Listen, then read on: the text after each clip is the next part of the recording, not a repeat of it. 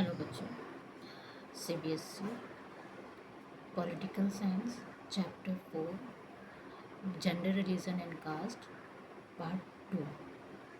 Okay, page number 48, religion, communalism and politics. Let us now turn to a very different kind of social division, the division based on religious differences. This division is not as universal as gender, but religious diversity is fairly widespread in the world today. Many countries, including India, have in their population followers of different religions. As we noticed in the case of Northern Ireland, even when most of the people belongs to the same religion, there can be serious differences about the way people practice that religion. Unlike gender differences, the religious differences are often expressed in the field of politics. Consider the following. Gandhiji used to say that religion can never be separated from politics.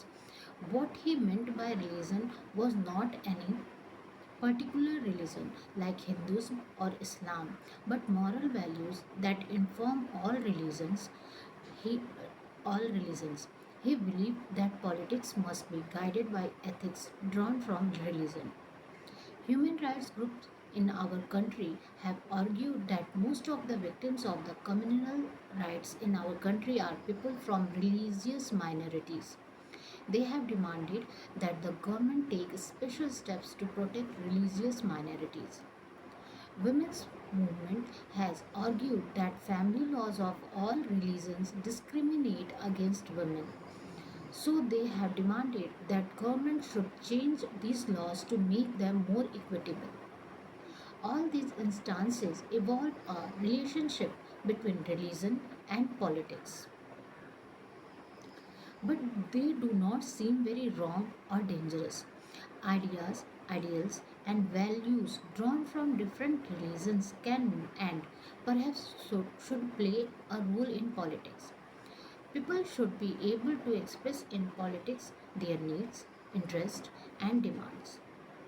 As a member of religious community, those who hold political power should sometimes be able to regulate the practice of religion so as to prevent discrimination and oppression. These political acts are not wrong as long as they treat every religion equally. Communalism. The problem begins with when religion is seen as the basis of the nation. The example of Northern Ireland in chapter 3 shows the danger of such an approach to nationalism. The problem becomes more acute when religion is expressed in politics in exclusive and partisan terms. When one religion and its followers are pitted against another. This happens when beliefs of one religion are presented as superior to those of other religions. When the demands of one religion when the demands of one religious group are formed in opposition to another, and when state power is used to establish domination of one religious group over the rest. This manner of using religion in politics is communal politics. Communal politics is based on the idea that religion is the principal basis of social community. Communalism involves thinking along the following lines. The followers of a particular religion must belong to one community. Their fundamental interests are the same. Any difference that they may have is irrelevant or trivial for community life.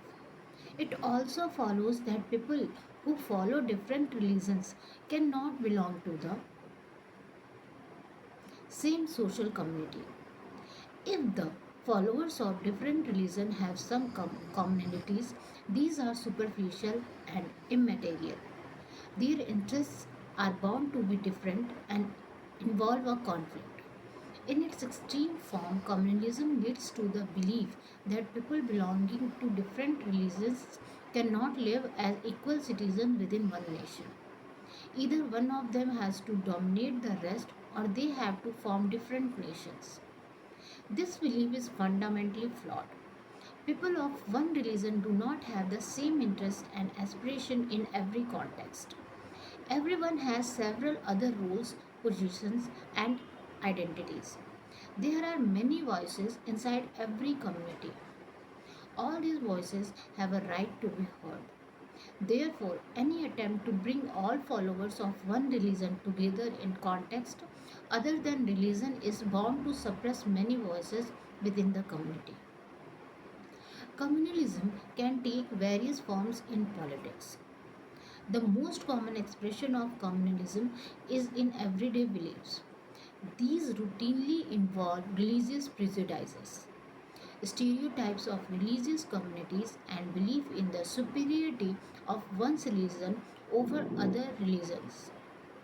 This is so common that we often fail to notice it, even when we believe in it. A communal mind often leads to a quest for political dominance of one's own religious community. For those belonging to majority community, this takes the form of majoritarian dominance. For those belonging to the minority community, it can take the form of a desire to form a separate political unit. Political mobilization on religious lines is another frequent form of